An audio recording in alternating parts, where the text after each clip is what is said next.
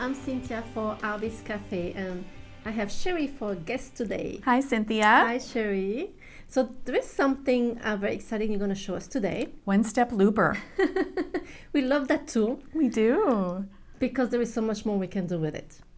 Right. It is really useful, speeds things up, makes a simple loop simpler. Yes, yes. Right. And we're going to show you what kind of pieces you can make with it, and Cheri's going to show you how to use the one-step looper and what does that mean, because there are 3 sizes of the loopers. And I love it because sometimes I want to do a lot of a chain-like, with beads, but loop after loop after loop, it is very tiring. Right. And like this piece here that you made, that is really beautiful. And yes, can you talk about this one? Right. So there are a lot of links in that necklace. Yes, a lot. And so the one-step looper makes making those links so much easier. I started with an eye pin, and I actually went with a real long eye pin. Okay.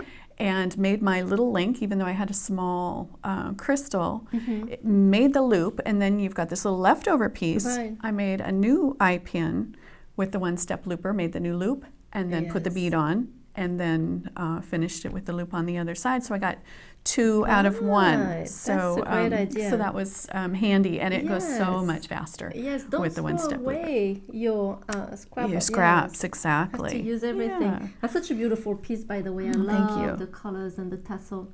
It's amazing. Thanks. And then you have this one here on the table too. Right, and so the small portion of the small beads on that piece come that way, linked together as a chain, and then I created the larger links with eye pins and the one-step looper, and then just cut the other chain apart here and there and inserted the new pieces just to make it different. To add those beautiful check glass beads. Yes. Who would have thought to use those big round nails with a teeny fire polish? I think it's a great idea. So pretty. Yes, and here you have, I love this one too. So check glass again with the one-step looper, just link 3 together and slid it on a simple ball chain, and really simple and fast to make. Okay. This one I love. Isn't that gorgeous? I mean, it's such a pretty blue. Oh, it's an amazing blue. The iridescent dark blue. Right. So this is our pearl panache kit. There's actually 3 kits here. We have the necklace is one kit, and then the bracelet and the earrings. And so using the one-step looper to put that necklace together, all the pieces together if you want, makes it go so much faster. And your loops all are uniform. Right. So, it's stunning. The colors are just amazing. Isn't that pretty? And it sparkles. Love it. Love it. Look at all those bracelets. So not only necklaces, but bracelets. And so you can make, this piece has the cotton pearls and the check glass and some quartz mixed together. You can use the one-step looper on larger sizes such as this, and the uneven sizes as well. Okay. And then this piece has the crystals and pearls mixed together and mixed with jump rings, but all the little loops can be made with the one-step looper. So, so it's not just with a round bead, but it can be with any kind of bead too. Even if you have a bead cap also. Exactly. And this piece has the pearls with the bead caps. So as you just said, the bead cap can go on the bead too, and make that loop on the other side of the bead cap. So that's what we did, and I'll show you how to do that in a few minutes. Yeah, that's really great. And then a piece like this with chandeliers, there's just a lot of components there. So again, it just speeds the whole process up if making all those little links. Same with this, the little teeny guys with the one-step looper comes in 3 different sizes. And so this you would use the finer wire and possibly the finer size depending on the kind of chain that you're linking it to and how big you want it. And do you find that, like, for example, you have different size of beads on these, you might need one size of step looper and then another size? Possibly. Yeah, exactly. Depending on what you're going to attach them with. Right. The loop may need to be bigger to go over a heavier link, or finer because you want that delicate look. So it just kind of depends. You might end up using a few in one piece. Right. Yeah, exactly. This piece went together very fast with the looper. Otherwise, would have taken a long time. All those little dangles. Yeah. Then this piece, these are all on head pins. Same thing. You're making a loop on the end, so you can use bare wire, head pins, eye pins, whatever it is you need for that loop. Yes, and I made a pair of earrings here, and I want to show that it's very important to know which size of looper you want, because I started with those little square, and I find out that I used the smaller size of the looper and the loop was way too small. Okay. And I couldn't close. I don't know what didn't work with this, so I used a bigger size, and then I was able to finish the piece. Okay. But it is important to, depending where you hook your loop. Exactly. And how thick your wire is. Right. And, it makes a difference. Right. So. And you're going to show us I am. how to do this, right? Okay. So as you can see, we've got 3 different loopers here. They each make a different size loop. This is the smallest, which makes a 1.5 millimeter loop, and that's the inside measurement of the loop.